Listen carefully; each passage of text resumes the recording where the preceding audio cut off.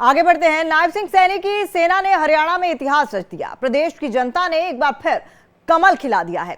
गैर जाट और दलित वोटर का साथ कर बीजेपी ने कांग्रेस के सपनों पर पानी फेर दिया है। हरियाणा में कांग्रेस सत्ता में आने के लिए पूरी तरह से कॉन्फिडेंट थी, लेकिन विधानसभा चुनाव के नतीजों ने सभी को हैरान कर दिया।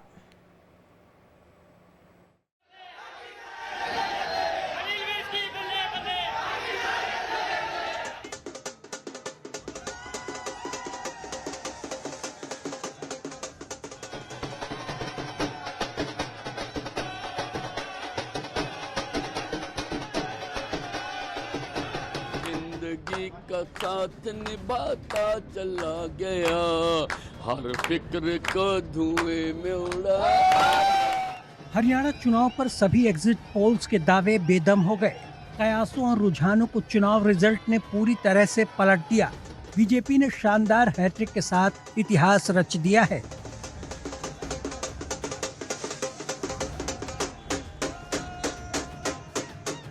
नायब सिंह सैनी की अगुवाई में बीजेपी हरियाणा में सबसे बड़ी जीत दर्ज करा चुकी है। हरियाणा में प्रचंड जीत के बाद बीजेपी जश्न में डूबी है।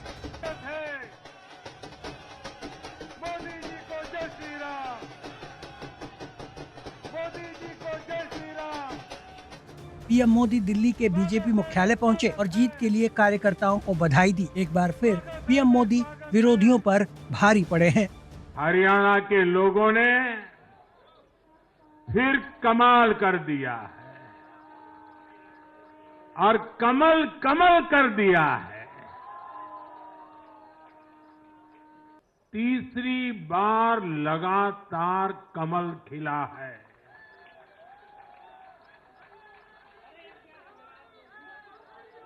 गीता की धरती पर सत्य की जीत हुई है।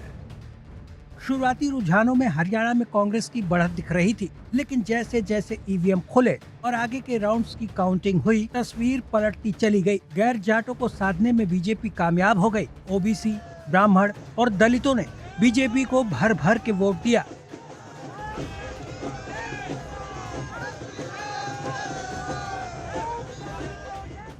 सैनी सरकार की कल्याणकारी योजनाओं और वादों का असर ये हुआ कि बीजेपी ने विरोधियों को करारा जवाब दे दिया है।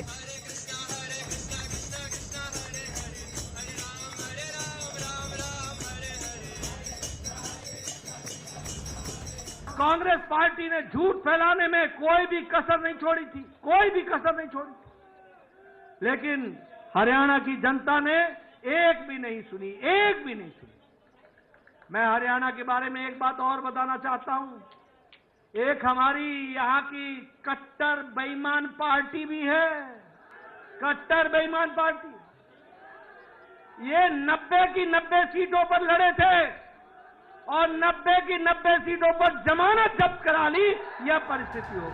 हरियाणा चुनाव में इस बार किसानों और युवाओं का मुद्दा सबसे ज्यादा हावी रहा। कांग्रेस और बीजेपी समेत सभी पार्टियों ने किसानों, युवाओं और महिलाओं को साधने की कोशिश की, लेकिन गैर जाट वोटर्स ने बीजेपी के वादों पर भरोसा दिखाया। चुनाव से कुछ महीने पहले बीजेपी का सीएम को बदलने का दांव भी कारगर रहा। पार्टी ने ज्यादातर सीटों पर टिकट बदल दिया, बाकियों को ज्यादा तवज्जो नहीं दी। नायब सिंह सैनी गैर जाट, ओबीसी, दलित और ब्राह्मण वोटर को साधने में कामयाब रहे, जबकि कांग्रेस पूरी तरह से जाटों पर निर्भर रही, जिसका असर ये हुआ कि वो बीजेपी से पिछड़ गई। नतीजों से हताश कांग्रेस ईवीएम का मुद्दा उठाने में जुट गई है।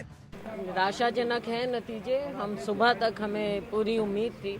हमारे सभी वर्कर बहुत निराश हैं। कहाँ हमारी कमियां रही हैं, क्या कमियां रही हैं, इसके बारे में देखना होगा। कौन जिम्मेवार रहे।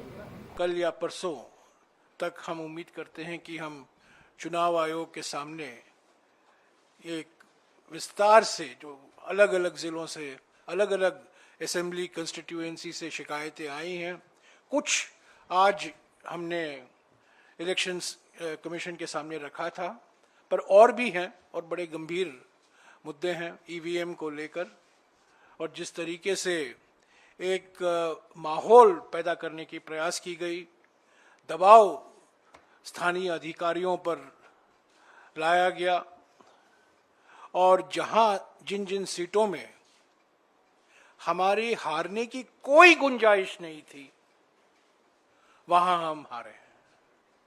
मैं समझता हूं ये नतीजा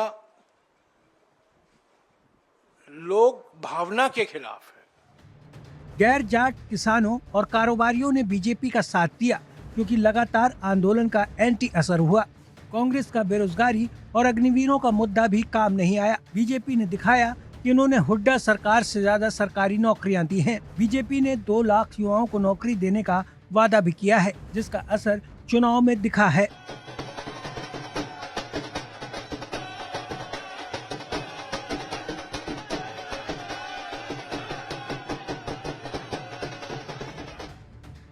कांग्रेस नेताओं का बड़बोलापन और गुटबाजी उन्हें भारी पड़ गई। हुड्डा और कुमारी सैलजा के बीच खींचतान खोलकर सामने आई।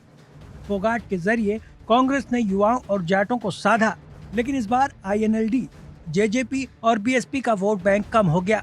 कांग्रेस का आम आदमी पार्टी से गठबंधन नहीं हो पाया, इसलिए भी कांग्रेस कुछ पीछे रह गई।